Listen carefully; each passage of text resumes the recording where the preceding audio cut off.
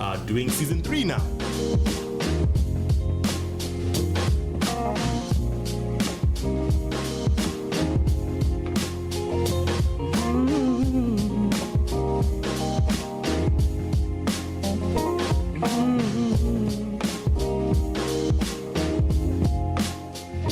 Welcome to this week's episode of Learning and Unlearning. Today is a very, very interesting session because we started this new theme called Masculinity Across Borders. And for those of you who have been listening to Learning and Unlearning for a while, you'll notice that we first started by talking about the ways in which men can be violent towards women. And then the second season focused more on getting into the minds of men and really understanding the experiences that we have from family, work, money, and all the things that, young men who live in a city and work would have to engage with. So for this season, what we decided to do was to connect with a couple of people who live in different countries to try to figure out what are the commonalities between all of us and what are some of the differences about the way that we navigate masculinity in our own communities. And I think what's particularly interesting about this episode, our guest is Shafic Osman, who is a good friend of mine from back in the day. Big shout out to Shafic. Shafiq and I met back when we were both in university and we took part in debating. And so he came to SA, I went to Ghana.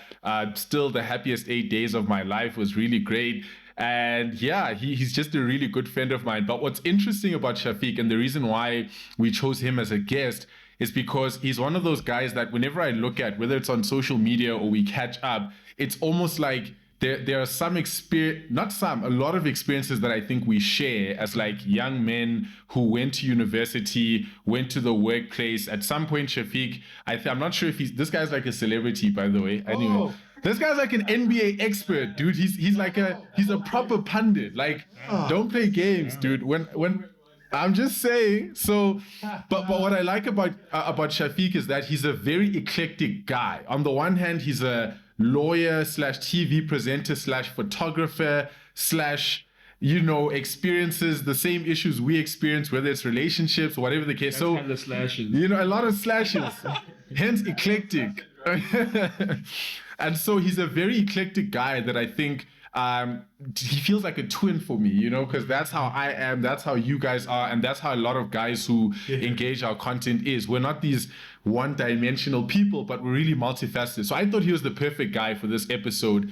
So Shafiq, maybe introduce yourself before we get into it. You can choose any aspect of your life. You can do the slashes if you want. Don't leave any out. Thanks a lot. So yeah, like you already said, my name is Shafiq Osman. Ghanaian, born in Ghana, grew up in Ghana, schooled in Ghana for the most part. So I'm currently a lawyer. I got posted in the Ghanaian bar like last year, but Nice. I'm currently working in the government space, so government / NGO space. Nice. But like you already said, I do a bunch of other stuff on the side. I do freelance writing. I do photography whenever like the need arises. I'm just trying to get paid. That's it.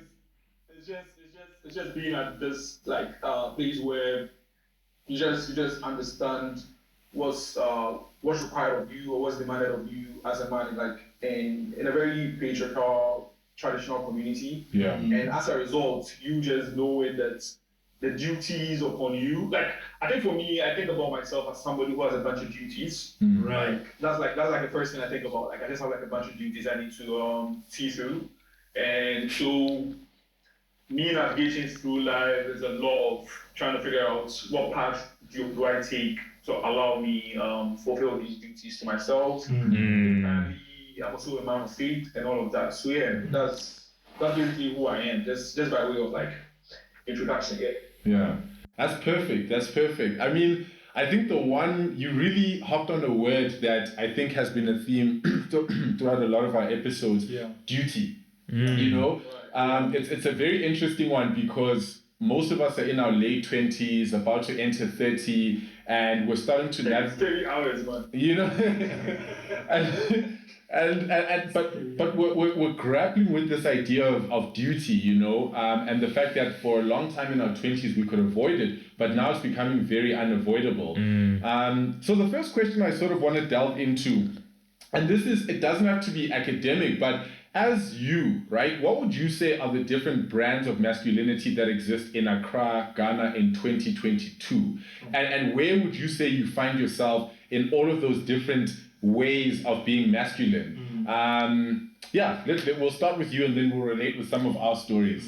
Yeah, I think the very first of it, and also because we are in this like post-pandemic like phase, and all these other things like happening around the world, like with the Russian invasion and how every government, or at least we've been told all these things are affecting the global economy. One of the first manifestation of masculinity is about paying bills. Like you need to pay bills. You need to, coming out of the university and in your early 20s, mid 20s, late 20s, even like your 30s, you need to pay bills. You need to pay your own bills. You need to pay the bills of your family and all of that. Because for a lot of us in Ghana, and I'm sure it's the same in South Africa, your parents take you to school as an insurance cover. So in their later years, you're the one supposed to like pick up the tab. Like there's no proper like state security, pension and all of that. It doesn't pay back well. So when your parents take you to school, their hopes are that when my son is, or my daughter, my son for the most part, because the daughters,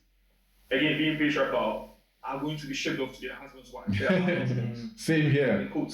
Exactly, yeah. So your parents are thinking about you in that space. So there's the part where the economic responsibility is very heavy on you, and I think that identity first feeds into every other like manifestation of masculinity. So even if you're looking at it from like the relationship side of it, men are supposed to pick up the tab when they start dating. Yeah, absolutely. Of course, unless maybe whoever you're dating is somebody who is progressive. Maybe progressive about like sharing of bills and stuff like that. But from day one all the way to like down the stretch of your relationship, maybe once the relationship starts building and the other person like really loves you and all of that, they'll like do the whole splitting and all of that. But yeah, that also plays out. So I think a lot of the manifestation of masculinity in Accra, being a very cosmopolitan city and very expensive, and a lot of it is just like you need to pay bills, you need to figure out how to survive, you need to get a job. If you're not getting a job, are you trying to be an entrepreneur? What else are you trying to do?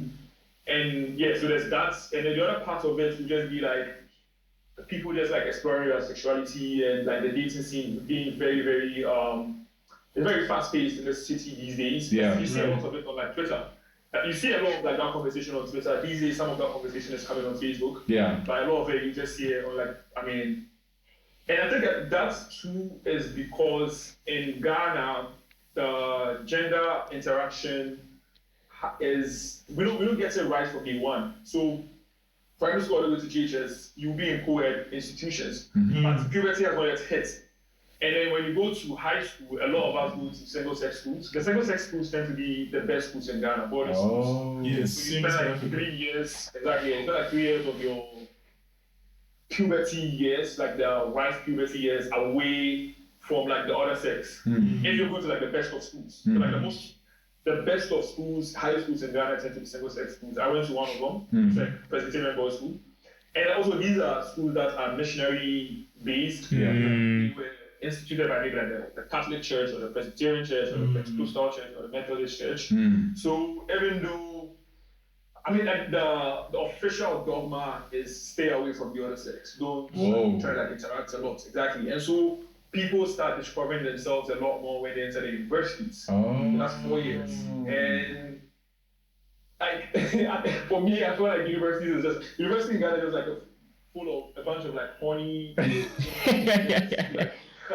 so like early 20-year-olds who don't really understand themselves well. And so by third, fourth year, that's when they start really appreciating how male-female relationships are supposed to be like. And so the immediate years after that, it's just crazy. People are really not to understand how to interact with the other sex and all of that. Right. So it's a lot. Like there's a mix of it, and then like the religious part of it also comes in.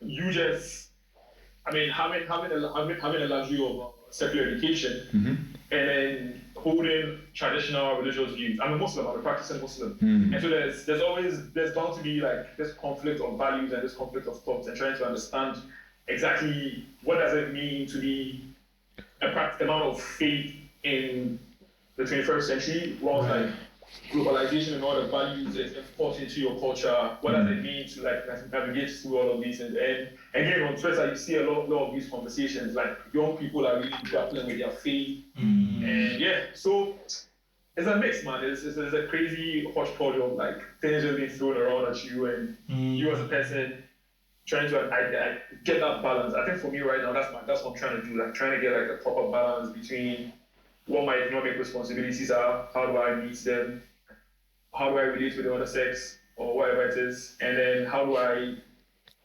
navigate this world as a man of faith. Yeah. So that's like that for me is like the forces at play. Nice. Sure. That's very rich. That was very Phyllis, you wanna dig in? You know, I'm thinking, Shafiq, about your points around, contextualizing masculinity and the provision conversation, specifically post-pandemic. And I spent a little bit, like the time I spent in legal practice, did a couple of divorces. And at the core and the root of all of the divorces I did during my time at the firm was COVID, and how one partner was responsible for not meeting their end of the bargain from a provision perspective, right? Because a business had fallen apart, or because this was what we contracted up front and you were supposed to provide, and you ran a business that fell apart, and now, like Ito was saying, you're in breach, and now exactly, and I just think that was a really, really interesting point, because we've done a lot to contextualize and broadly contextualize provision, right? And in the as broad as possible to sort of locate it in aspects other than like financial provision. But what space is there in your locale and in Accra, and how in the spaces you navigate as a man, for a more progressive perspective of provision? And what do are men in Accra in the position to assert themselves as more emotional beings in relationships from a provision perspective, or catering for other aspects? Exactly. Domestic and all those kinds of things. Right, that's a very interesting question. I think largely on social media, you do get a sense that people in the city are getting more progressive. But in the minute you put your phone down, That's so true. I think Accra is more Facebook than it is Twitter, and I always keep on going back to social media, because I think, in my perspective, from my perspective, you are presented with different forms of Accra depending on what social media you spend a lot of time on. Wow. And being somebody who is on both like social media spaces, I find that very interesting. So on Twitter, you have a more like progressive woke crowd, where people are like, being a man is not necessarily like, the whole thing, men don't cry, are supposed to be like, what's his name? In Kendrick Lamar's like most recent album, when he was talking about like going to get therapy. Real niggas don't get therapy. Real niggas don't get therapy. And how like on social media, like, so on Twitter, like the conversations like, go get therapy, like talk to some of these things that you want to. On Facebook, you don't see that kind of stuff. And, you see a little bit of it, but like in real life, nobody's going to get therapy. Like people don't get therapy for like the kind of stuff that like they've gone through in their lives. And you see, and it translates to how emotionally vulnerable you can be in a relationship. So if you're not lucky enough to have a partner who is understanding and who appreciates some of these things, appreciates the complexities of human experience, then your ability to be vulnerable and emotionally present in your relationship is very, very limited. And I mean, coming from a Muslim community, still very conservative in its like outlook on life and all of that. Yeah. The expectation of a man is provide for the family. Yeah. You need to provide for the family. You need to provide moral leadership. You need to provide emotional leadership for the family and all of that. And so if you're not lucky enough to have a partner who is not operating from that very fixed set of values or ideas about what kind of like leadership or what kind of like how present a man is supposed to be in a relationship. Right. You know what I get that? I've never had my dad. And it's interesting because like if you try hugging him, he's not gonna understand it. He's gonna be like, why are you hugging me? That kind of stuff. The only time I had my mom were 2 times. One when I passed my middle school entrance exam to get to high school. And the last one being when I was called to the bar. Like the emotions were just like overwhelming. So And like, she hugged you. She hugged you. Exactly. And a lot of it is not necessarily these people not wanting to hug you, but these are not forms of manifestations of love that like, they understand. Like, people don't tell like what the current generation is different. So it's interesting. My nieces, they call my sister baby. And they were like, what? And it's all because like her husband calls her baby. And she That's it. so like I think in their mind they think that's like baby. So at least thankfully you're starting to see some of that change like these days. And I think a lot of it is also just like you being lucky enough to have like a partner who is open to that, to being emotive in a relationship, being like very expressive about how they feel about you and all of that. And maybe it will change, I don't know. Maybe it's just like a small set of people that we are seeing express this. But a lot of like men are just expected to provide, man. Like my dad, I think my dad's whole mindset about like fatherhood had always been, I pay the fees. Like the minute I pay the fees, like that's it. Like I'll probably give you like, beyond that you don't get a lot of like interaction from him. Because there were times when I'm in high school and then he's thinking I'm in middle school. He doesn't know exactly what course I'm studying, that kind of stuff, because in his whole mind, I did the best I could do for you. I provided for you. I gave you like, you went to school your whole life, nobody had to like sack you from school for fees and all of that kind of stuff. So masculinity has largely been provide like the material needs of the family. And the father only gets called in when the son, or like, mainly the son, because like the daughters tend to be a bit more docile. Again, and like that's how like our society People are raised. Exactly. Yeah. But like when the male child fucked up so significantly that like, the mom talked to him, he didn't hear. So like now the dad has to come with a big rod. Instill order. Instill order in the whole thing. Yeah. So that room for emotional expression is now beginning to change. It's a slow process. It's a very slow process. You still see people who think like the man's duty is largely to just provide. Yeah. And occasionally people are opening up to the expectation of the man to do more than that. Yeah. Sure. So my question there, Shafiq, is I think our experiences are very similar, both in South Africa and in Ghana. Hardly any differences. I think because Johannesburg is so much cosmopolitan, and we exist in the very young metro spaces of Joburg, we can have conversations attached to global discourse all the time. So even when we're having conversations on Twitter, they are in frame with the global, larger middle class conversation that's happening at the time. Right. What's fashionable in that moment. As an urban black experience. Exactly, the generic urban black experience. But as you say, when you put down the phone, it's a wrap. I really like that. So my question is, because you're speaking a lot about,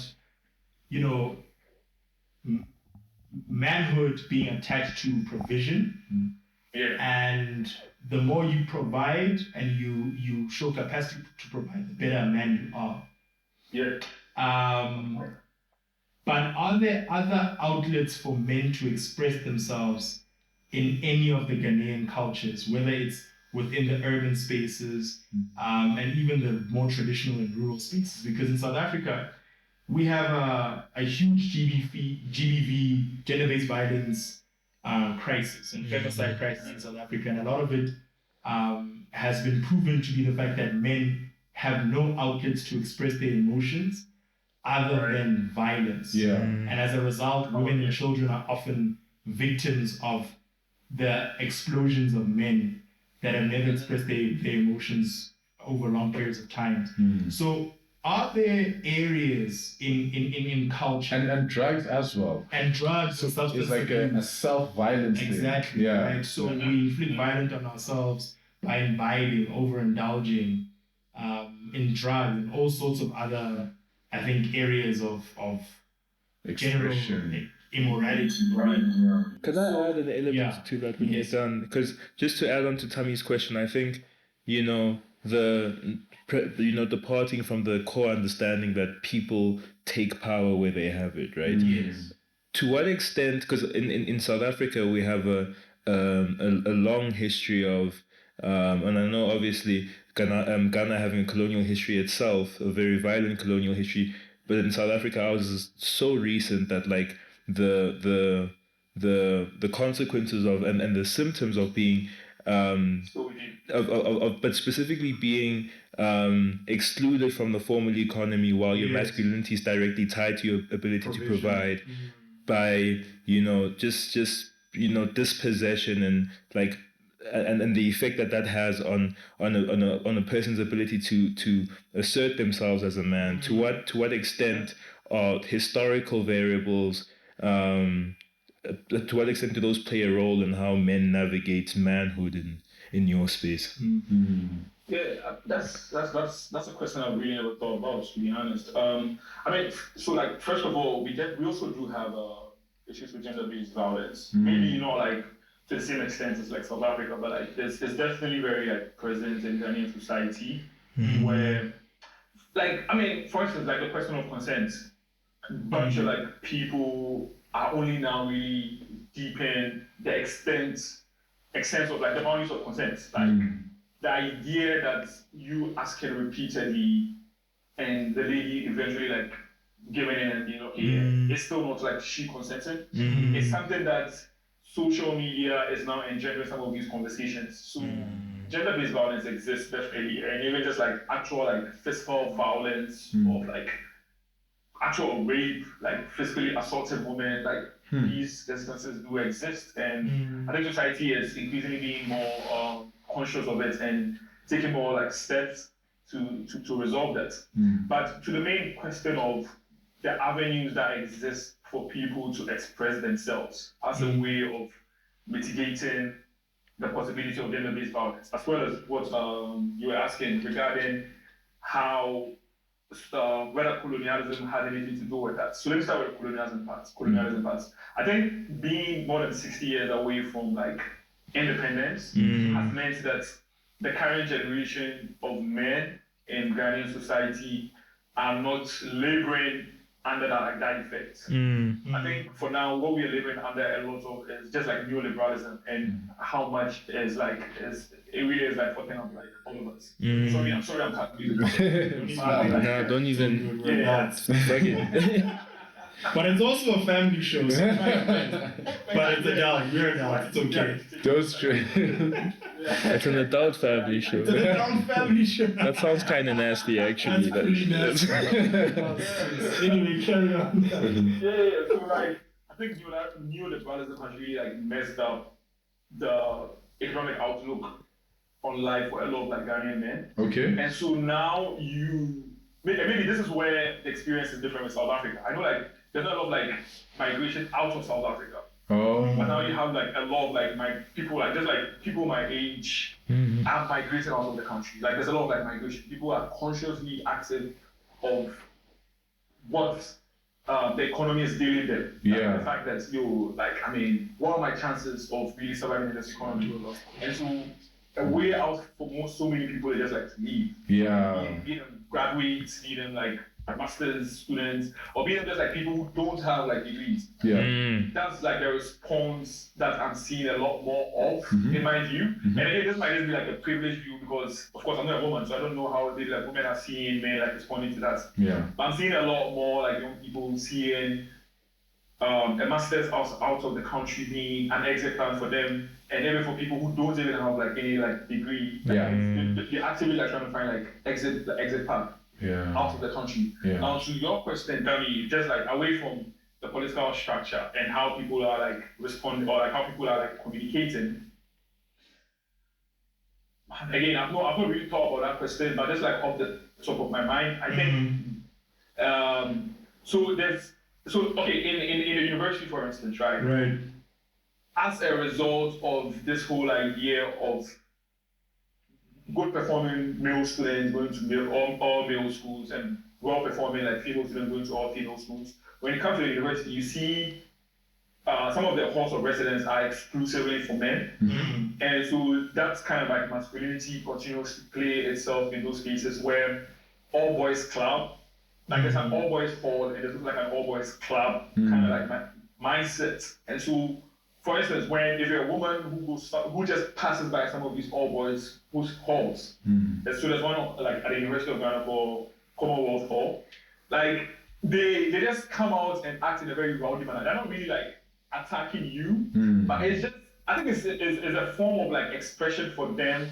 I don't know exactly what that form of expression means for them, but it's just like an outlet of some level of like energy where like they just like, so they call it vandalism. So they're not really like violating the person, but they're just like saying a bunch of like profanities and just like saying a bunch of like cuss words and just excited around like that person. I don't know whether this is necessarily how people are communicating their angst and their masculinity. I don't know whether that's necessarily like how they are doing it. No, I mean I think they are. I think you can say that, but carry on. I don't wanna disturb your train of thought, but that is definitely a form of expression, because if men are socialized to only communicate their emotions through violence, it would manifest itself the way that you're speaking. But just carry on. Right, exactly, yeah.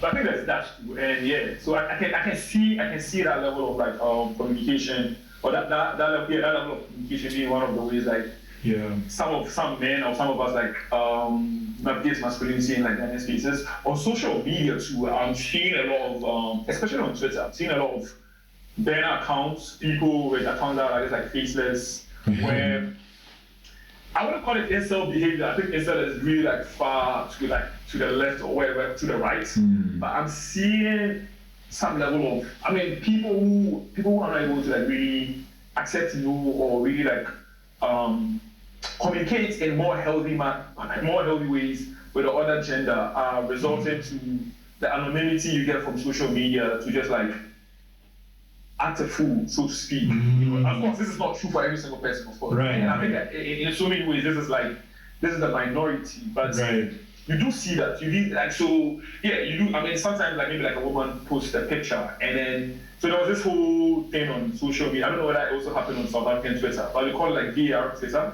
where if maybe somebody posts a picture, and it happens, something, exactly, so that kind of stuff, right? Yeah. So somebody just like really zoom into like one of like something very minute about like their image, That was a horrible time. Yeah, I know, it was a very horrible time. Go all over like that and Twitter too. So I see that, and even on Facebook too. But yeah, man, I to be honest, it's not a question I've really thought about. It's just something I've consciously tried to think around. But yeah, I mean.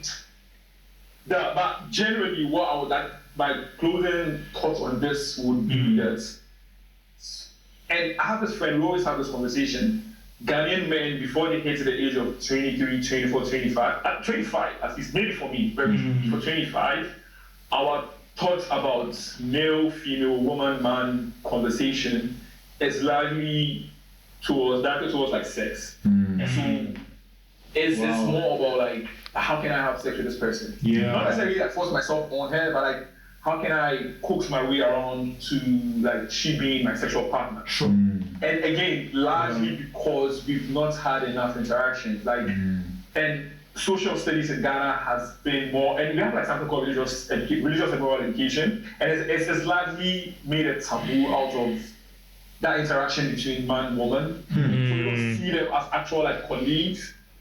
And of course, nobody expressly says that like this is not your colleague. Nobody expressly says that, obviously.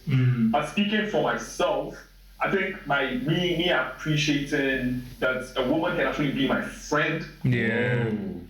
Is something that I did in like maybe, to be honest, maybe like 24, 25 years. Yeah. True. And so now I have to like I actually have woman friends, female friends who are just like my friend. Yeah. Like actual friend, without necessarily thinking about could this possibly lead to something.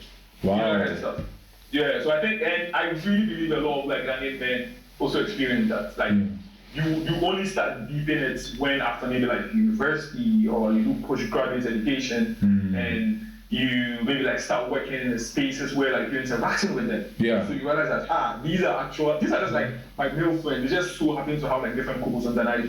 Yeah. And so you see them as like actual friends and actual like colleagues as against a potential sex partner. Yeah. And I think that's something that we've done a very poor job of. Ghanaian education has done a very poor job of in addressing. That's what I feel like. That's Sure.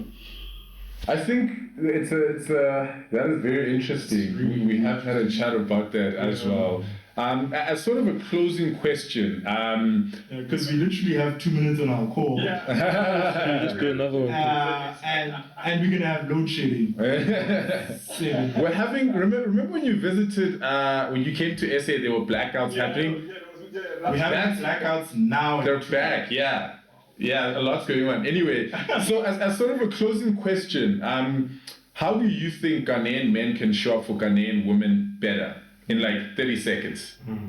So, like I said, so going all the way back to like primary school, I think Ghanaian teachers or the curriculum needs to actively start talking about women and men being, or male, female, boys, girls being colleagues, being like, understanding that the relationship needs not necessarily lead to sex. Yeah. I think that's to me, I feel like that's very, very important. Because I think as a man, once you accept that if I move to a girl and she says no to me, that shouldn't be the end of our friendship. That shouldn't be the end of how like we interact. Because the minute you do that, the minute you start accepting that, then you're only like seeing women as potential sex partners and not necessarily as like equal partners in whatever regard. It's like you're appreciating half of their humanity. Exactly. And I mean, probably it probably is one of the things I wouldn't want to like just like limit it, say it's as a result of like increasing sexual awareness or whatever it is, but I think we just need to first of all take away that cloak or that veil of seeing the opposite gender in that light and just seeing them as like, yo, we are like that's another human person, that's another human being. That's just like another person. And so we need to interact at the very basic level of being humans. And I think once we start accepting that, once we start appreciating that, it will be very healthy for it will be very healthy for our masculinity as people, and it will feed into other things like going on a date and expecting the other person to necessarily pick the tab. All the way to how you like respect their boundaries and their body autonomy and all of that. All right. Amazing. Awesome. Thank you so much for that, Shafic. Yeah, it's an incredible conversation. It was a really interesting insight. I mean, it's more than what we expected, but I think the similarities really warmed our hearts, and then the difference. Very similar. And then the differences do give us a lot to think about. So I think we're gonna call you for another one, without a doubt. A part 2 of this. Yeah. So you are our NMU correspondent. Ghana correspondent. Masculinity correspondent. Actually, the state of masculinity, get him to do a report. Like, this is where, That's how it is.